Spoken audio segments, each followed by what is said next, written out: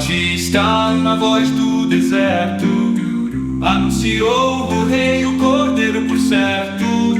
Ele crescerá, eu vou diminuir, o noivo vem nos libertar.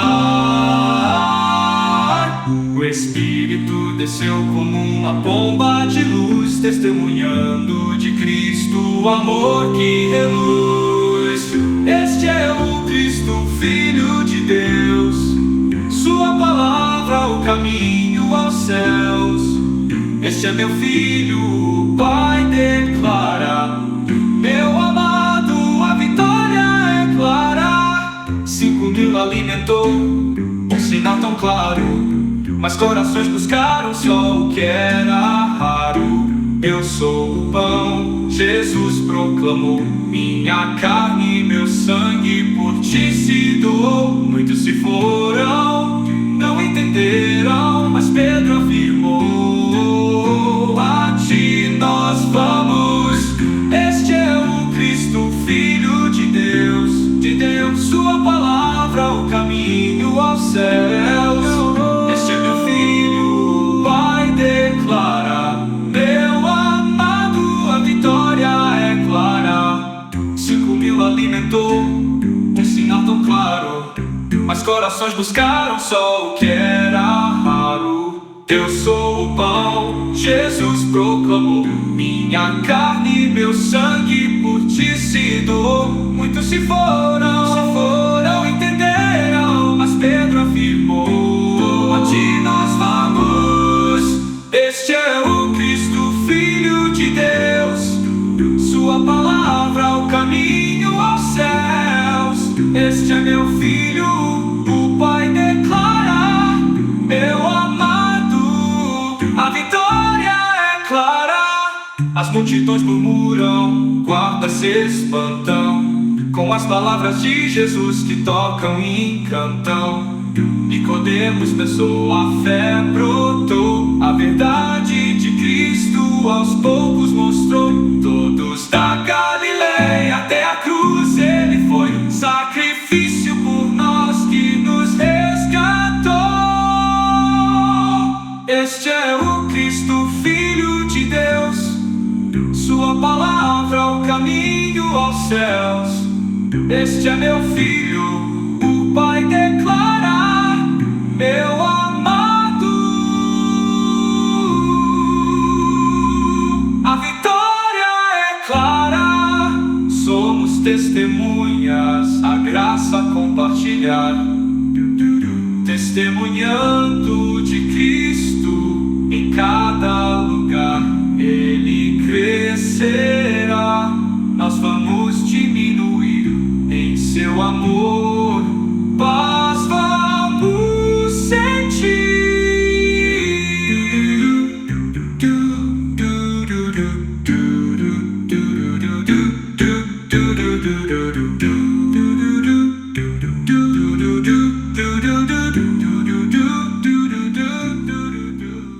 Olá pessoal, é sempre uma alegria estar aqui com vocês para mais um mergulho profundo na Palavra de Deus. É verdade? E antes de começarmos, quero agradecer ao Quarteto Believe. Ah, sim. Pela música inspiradora. Com certeza. Que abre os nossos estudos. Ao pastor Danny Reis, pela bela composição. E a você, que nos acompanha nessa jornada de aprendizado. É isso aí. A música deles realmente nos coloca num clima especial para recebermos a mensagem da lição. Sem dúvida. E por falar em lição, hoje vamos nos aprofundar na lição 6. Mais testemunhos sobre Jesus, do nosso estudo trimestral da Escola Sabatina sobre o Evangelho de João. Preparem seus corações e mentes, porque essa lição é rica em detalhes, que nos ajudam a ter uma visão mais completa de quem Jesus é e qual é a sua missão. É verdade. E já deixo o convite para você estudar a lição da próxima semana, para continuarmos essa jornada juntos. Excelente lembrete. A continuidade nos estudos é essencial, para que a gente possa absorver a mensagem de forma mais profunda e consistente. Sem dúvida. Bom, vamos começar a nossa análise. Explorando a figura de João Batista. Ele aparece várias vezes no Evangelho de João. Sim. E cada aparição somos presenteados com novos ensinamentos e insights sobre o caráter de Jesus. De verdade, uma das características mais marcantes de João Batista é a sua humildade. A gente vê isso claramente. Em João 3.25-36. Sim. quando surge uma disputa entre os discípulos de João e um judeu. Certo. Sobre a questão da purificação. Provavelmente relacionado ao batismo. Os discípulos de João, tomados pelo ciúme da popularidade crescente de Jesus, reclamam com ele, dizendo, olha, todos estão indo atrás dele. Imagina a frustração deles. Afinal, eles estavam acostumados a serem os discípulos do pregador mais famoso da região. E, de repente, vem a atenção se voltando para Jesus. É nesse momento que a humildade de João Batista brilha ainda mais forte. Exatamente. Em vez de se deixar levar pelo ciúme, pela insegurança, João usa a situação para exaltar Jesus. Ele afirma com convicção: aquele que tem a noiva é o noivo, mas o amigo do noivo, que está presente e o ouve. Regozija-se muito com a voz do noivo. Por isso, esta minha alegria está completa. Ele deve crescer e eu diminuir. Que lição poderosa. É como se ele dissesse: meu papel é preparar o caminho para Jesus e me alegro em vê-lo brilhar, mesmo que isso signifique que eu me torne menos importante aos olhos das pessoas. Essa atitude de João Batista nos desafia a rever nossas próprias prioridades. Será que estamos dispostos a colocar Jesus em primeiro lugar, mesmo quando isso significa abrir mão do nosso ego e dos nossos desejos de reconhecimento? Essa é uma pergunta que todos nós, como cristãos, precisamos nos fazer constantemente, afinal. O verdadeiro discipulado exige que a gente coloque Jesus no centro das nossas vidas, permitindo que ele cresça em nós, enquanto nós diminuímos. E essa ideia se conecta diretamente com o próximo ponto da lição, a nova compreensão do Messias. Em João 1.32 e 36, João Batista declara Jesus como o Cordeiro de Deus. Sim, uma afirmação que provavelmente gerou muita confusão na época. É verdade. Afinal, os judeus esperavam um Messias conquistador, um líder político e militar que os libertaria do domínio romano. A imagem do cordeiro, associada à mansidão e ao sacrifício, não se encaixava nessa expectativa. Mas é justamente aí que reside a beleza da mensagem de Jesus. Exatamente. Jesus veio para nos libertar de um tipo de escravidão muito mais profunda, a escravidão do pecado. E ele fez isso através do seu sacrifício na cruz, como Cordeiro de Deus, que tira o pecado do mundo. É interessante como o Evangelho de João, escrito num contexto em que muitos ainda não compreendiam a missão de Jesus, buscavam esclarecer essa nova compreensão do Messias. O Desejo das Eras, na página 136, nos ajuda a entender melhor essa questão. Quando, no batismo de Jesus, João apontou para ele como Cordeiro de Deus, uma nova luz foi lançada sobre a obra do Messias, a mente do profeta foi dirigida às palavras do profeta Isaías, ele é levado como um cordeiro ao matadouro. Essa passagem de Isaías 53.7 nos mostra que o sofrimento e a morte de Jesus não foram um acidente de percurso, mas faziam parte do plano divino para a nossa salvação. É como se João Batista estivesse dizendo: Jesus não veio para governar um reino terreno, mas para estabelecer um reino de amor e graça no coração de cada pessoa que nele crê. E essa mensagem continua a ser revolucionária até hoje. Com certeza. E essa mensagem nos leva a um dos momentos mais desafiadores do Evangelho de João, que é a declaração de Jesus: como a minha carne beba o meu sangue. É mesmo, essa passagem. Em João 6.51-71, gera reações intensas até hoje. Imagina o impacto que causou na época. Após o milagre da multiplicação dos pães e peixes, a multidão queria coroar Jesus rei. Mas tudo mudou quando ele explicou o significado espiritual daquilo. Jesus disse: eu sou o pão da vida, o pão que eu darei pela vida do mundo é a minha carne. A multidão ficou chocada, questionando como o pai era, ele poderia dar sua carne para ser comida, interpretando tudo ao pé da letra. A dificuldade de compreensão da multidão, naquela época, se repete ao longo da história. Muitas pessoas se prendem à literalidade das palavras de Jesus e perdem o sentido profundo da mensagem. É como se estivessem tão focadas na materialidade do pão, que não conseguem enxergar o alimento espiritual que Jesus oferecia. E qual seria esse alimento espiritual que Jesus queria dizer com como a minha carne beba o meu sangue? Jesus estava falando da necessidade de nos alimentarmos da sua palavra, de nos apropriarmos dos seus ensinamentos e de vivermos em comunhão com ele. A carne e o sangue de Jesus representam o sacrifício que ele fez por nós na cruz, a entrega total de si mesmo para nos dar a vida eterna. E essa passagem, embora não mencione a última ceia explicitamente, já aponta para a ideia da comunhão, com o pão e o vinho representando o corpo e o sangue de Jesus, oferecidos por nós. E como as pessoas reagiram a essa mensagem? Muitas se escandalizaram e abandonaram Jesus, incapazes de aceitar seus ensinamentos duros. Mas, em meio à confusão e à rejeição, Pedro faz uma confissão de fé poderosa. Senhor, para quem iremos nós? Tu tens as palavras da vida eterna, nós temos crido e conhecido que tu és o Santo de Deus. Que contraste! Pedro entendeu que Jesus estava falando de algo muito maior do que a simples ingestão de carne e sangue. Ele percebeu que a verdadeira vida se encontra em Jesus, na sua palavra, no seu amor, na sua graça. E é por isso que ele declara: Senhor, para quem iremos nós? E esses ensinamentos duros, aliás, tinham um propósito: separar os verdadeiros seguidores daqueles que estavam ali, Aham. Apenas por conveniência. É como se Jesus estivesse testando a fé dos 6 discípulos, separando o joio do trigo. E essa separação nos leva a refletir sobre a nossa própria fé. Será que somos seguidores de Jesus apenas nos momentos fáceis? Ou estamos dispostos a segui-lo, mesmo quando seus ensinamentos nos desafiam e nos confrontam? Essa é a pergunta que todos nós precisamos nos fazer. Afinal, o verdadeiro discipulado exige compromisso, fidelidade e a disposição de seguir a Jesus, mesmo quando o caminho se torna difícil. E essa reflexão nos leva ao próximo ponto da lição, que é a importância do testemunho de Deus Pai sobre Jesus. Ele não apenas afirmou ser o Messias, mas o próprio Pai testificou a seu respeito. Exatamente. E essa confirmação divina é fundamental para fortalecer a fé dos discípulos e de todos que o seguem.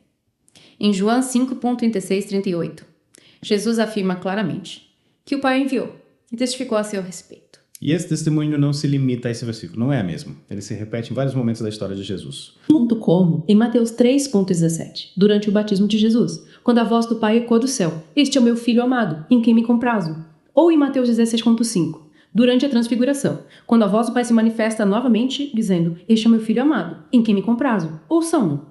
Ou ainda em Marcos 1,11, Lucas 3,22 e 2 Pedro 1,17-18, onde a gente encontra relatos semelhantes do testemunho do Pai sobre Jesus. É como se Deus Pai estivesse dizendo: prestem atenção, este é o meu filho, o meu escolhido, aquele em quem deposito toda a minha confiança, escutem o que ele tem a dizer. E um dos momentos mais marcantes desse testemunho é a transfiguração, descrita em Mateus 17,18. Na transfiguração, Jesus é glorificado diante de Pedro, Tiago e João, e Moisés e Elias, representando a lei e os profetas. Também são presentes como testemunha. É uma cena poderosa, que confirma a divindade de Jesus e a importância de seus ensinamentos. E com essa cena em mente, vamos dar um salto para o capítulo 7 do Evangelho de João, onde encontramos a intervenção de Nicodemos, em defesa de Jesus. Nesse capítulo, Jesus está enfrentando crescente hostilidade por parte dos líderes religiosos. Oficiais são enviados para prendê-lo, mas voltam de mãos vazias, impressionados com suas palavras. Os fariseus, desprezando o povo que seguia Jesus, afirmavam: esta multidão que não conhecia a lei é maldita. Mas, surpreendentemente, Nicodemos, aquele que tinha se encontrado com Jesus secretamente à noite, em João 3, se levanta em sua defesa. Lembrar daquele encontro, Nicodemos, um fariseu importante, foi até Jesus, durante a noite, para aprender mais sobre seus ensinamentos. Ele estava intrigado com a mensagem de Jesus, mas ainda não tinha coragem de se declarar publicamente Como seu seguidor. Exato. E agora, diante da injustiça que estava sendo cometida contra Jesus, Nicodemos decide romper o silêncio. Ele questiona os fariseus, com firmeza. A nossa lei julga um homem, sem primeiro ouvi-lo e saber o que ele está fazendo. Que argumento poderoso. Nicodemos está defendendo o direito de Jesus ao julgamento justo, algo que os fariseus estavam negando à lei. E essa atitude de Nicodemos nos deixa curiosos sobre a real posição dele em relação a Jesus. Ele teria finalmente aceitado Jesus como Messias. O Evangelho de João nos deixa essa questão em aberto. Mas suas ações posteriores, como auxílio no sepultamento de Jesus, João 19, 39 e 40, nos dão pistas de que a sua fé em Jesus pode ter se fortalecido. É realmente intrigante essa mudança de postura de Nicodemos. Ele nos desafia a refletir sobre a nossa própria jornada de fé. Às vezes, a gente pode se encontrar como Nicodemos, admirados por Jesus, mas com medo de se posicionar abertamente a seu favor. E essa é uma luta real para muitos de nós. Mas o exemplo de Nicodemos nos encoraja a ter coragem de defender o que é certo, mesmo quando isso significa enfrentar a oposição e o julgamento dos outros. Com essa história de Nicodemos, a gente encerra a primeira parte do nosso mergulho profundo na lição 6. Na próxima parte, a gente continua explorando os testemunhos sobre Jesus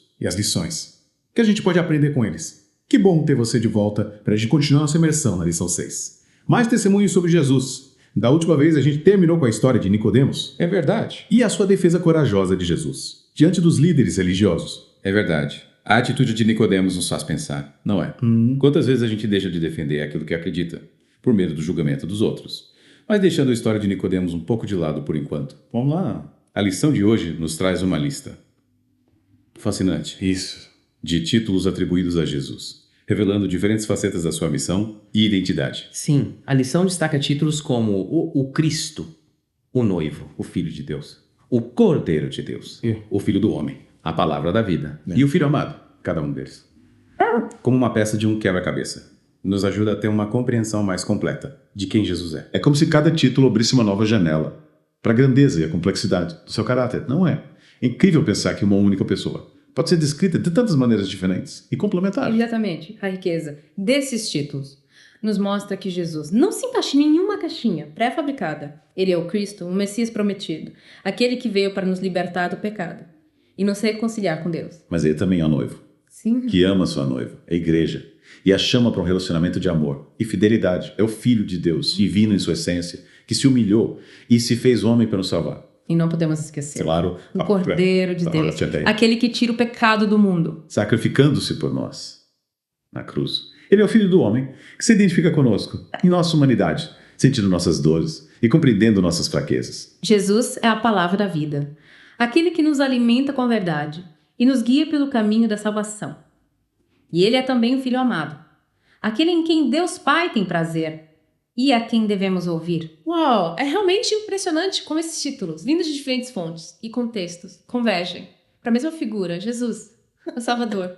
Essa convergência de testemunhos nos mostra que a mensagem do Evangelho não é apenas uma história bonita, mas uma realidade poderosa que transformou a vida de inúmeras pessoas ao longo da história. E essa mensagem de transformação está disponível para todos nós, assim como a promessa do Espírito Santo em Atos 2,39. Se estende a todos os que estão longe, incluindo os gentios. E essa promessa nos leva a uma pergunta fundamental, o que significa. Se é um desses testemunhos de Jesus hoje, como podemos compartilhar essa mensagem de esperança e transformação com o mundo ao nosso redor? Essa é uma pergunta que mexe com a gente, não é? Afinal, ser testemunho de Jesus vai muito além de apenas falar sobre ele. É claro que a proclamação da sua mensagem é importante, mas a nossa vida precisa ser um reflexo do seu amor e da sua graça. É como se a nossa própria vida se tornasse um reflexo do amor e da graça de Jesus. Ou seja, não adianta a gente falar de amor ao próximo se a gente não praticar a compaixão e a solidariedade no nosso dia a dia. Não adianta a gente pregar o perdão se a gente guardar rancor E amargura. nos nossos corações. Exatamente. Ser testemunha de Jesus é viver de acordo com seus ensinamentos, amar o próximo como a nós mesmos, perdoar como fomos perdoados, buscar a justiça e a paz e ser luz em meio às trevas. É como se nossa própria vida se tornasse um evangelho vivo, uma carta aberta que as pessoas pudessem ler e se sentir tocadas pelo amor de Cristo. Mas e como podemos nos preparar para essa missão? A lição nos dá alguma dica? Com certeza, a lição nos lembra da importância da gente se alimentar da palavra de Deus, de orarmos constantemente, de buscarmos a comunhão com outros cristãos e, principalmente, de nos deixarmos guiar pelo Espírito Santo. Lembra da promessa de João Batista, que a gente leu na parte anterior? Aquele que tem a noiva é um noivo, mas o amigo do noivo, que está presente, o Waife, regozija-se muito com a voz do noivo. Por isso, esta minha alegria está completa. É verdade que a gente possa, com o amigo do noivo, nos alegrar com a voz de Jesus, nos achegar a Ele com humildade, buscar sua orientação em cada passo da nossa vida e que a gente possa ter a coragem de Pedro, em confessar nossa fé, a disposição de João Batista, em diminuir para que Cristo cresça e a sinceridade em Nicodemos, em defender a verdade, mesmo diante da oposição. Esses testemunhos que a gente explorou nos mostram que Jesus não é apenas uma figura histórica distante, mas um Salvador vivo e presente em nossas vidas. Ele caminha conosco. A cada passo, nos guia com sua palavra, nos fortalece com seu espírito e nos ama com amor incondicional. Que a nossa vida seja um testemunho vivo do poder transformador do Evangelho, refletindo a luz de Jesus em cada palavra, ação e pensamento. E que a cada dia a gente possa se aproximar mais dele, crescendo em graça e conhecimento, até o dia em que a gente a verá face a face. Que bela reflexão. E com essa mensagem de esperança, a gente encerra a segunda ponte do nosso mergulho profundo na lição 6. Na próxima parte, a gente conclui a nossa análise e te deixa com uma última provocação para a semana. Até lá! Bem-vindos de volta ao nosso mergulho profundo na lição 6, mais testemunhos sobre Jesus. É incrível como cada parte dessa lição nos leva a reflexões mais profundas sobre quem Jesus é e o que significa segui-lo. É verdade. E hoje, na nossa última parte, eu queria retomar algo que me chamou a atenção, a variedade de testemunhos que a gente encontra sobre Jesus. Sim. A gente teve João Batista, os discípulos, o próprio Deus Pai, e até Nicodemos, um fariseu em conflito. Isso. Todos apontando para Jesus de diferentes maneiras. Exatamente. É como se cada um deles estivesse segurando um holofote, iluminando uma faceta diferente de Jesus, nos ajudando a ter uma visão mais completa da sua glória e majestade. E a beleza disso é que cada um de nós também pode ter a sua própria experiência com Jesus, recebendo seu amor e graça de maneira única e transformadora. É como se a fé em Jesus fosse um caleidoscópio com infinitas possibilidades de cores e formas, mas sempre revelando a mesma beleza central, Cristo. É verdade. Mas falando em experiência pessoal, o que essa lição nos ensina sobre como viver a nossa fé no dia a dia? Como a gente pode ser testemunhas de Jesus no mundo de hoje? Essa é a grande questão, não é mesmo? Ser testemunho de Jesus vai muito além de apenas falar sobre ele. É claro que a proclamação da sua mensagem é importante, mas a nossa vida precisa ser um reflexo do seu amor e da sua graça. Ou seja, não adianta a gente falar de amor ao próximo se a gente não praticar a compaixão e a solidariedade no nosso dia a dia. Não adianta a gente pregar o perdão se a gente guardar rancor e amargura em nossos corações. Exatamente. Ser testemunho de Jesus é viver de acordo com seus ensinamentos. Amar o próximo como nós mesmos, perdoar como fomos perdoados, buscar a justiça e a paz e ser luz em meio às trevas. É como se a nossa própria vida se tornasse um evangelho vivo. Uma carta aberta que as pessoas pudessem ler e se sentir tocadas pelo amor de Cristo. Mas e como a gente pode se preparar para essa missão? Liçamos alguma dica? Com certeza. A lição nos lembra da importância da gente se alimentar da palavra de Deus, de orarmos constantemente, de buscarmos a comunhão com outros cristãos e principalmente de nos deixarmos guiar pelo Espírito Santo. Lembra da promessa de João Batista que a gente leu na parte anterior? Aquele que tem a noiva é o noivo, mas o amigo do noivo que está presente e o ouve regozija-se muito com a voz do noivo. Por isso essa minha alegria está completa. É verdade. Que a gente possa, como amigo do noivo, nos alegrar com a voz de Jesus, nos achegar a Ele com humildade e buscar sua orientação em cada passo da nossa vida. Que a gente possa ter a coragem de Pedro em confessar nossa fé, a disposição de João Batista em diminuir para que Cristo cresça e a sinceridade de Nicodemos em defender a verdade mesmo diante da oposição. Esses testemunhos que a gente explorou nos mostram que Jesus não é apenas uma figura histórica distante, mas um Salvador vivo e presente em nossas vidas.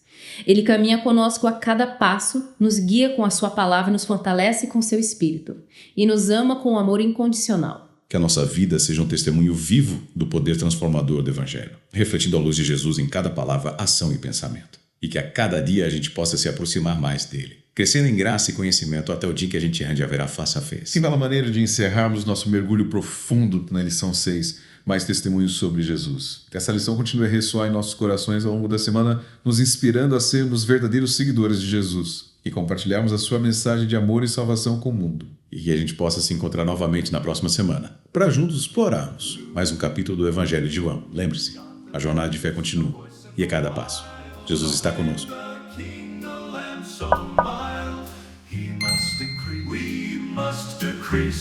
The bridegroom comes bringing release. The Spirit came down, a dove from above, testifying to Jesus, God's endless love.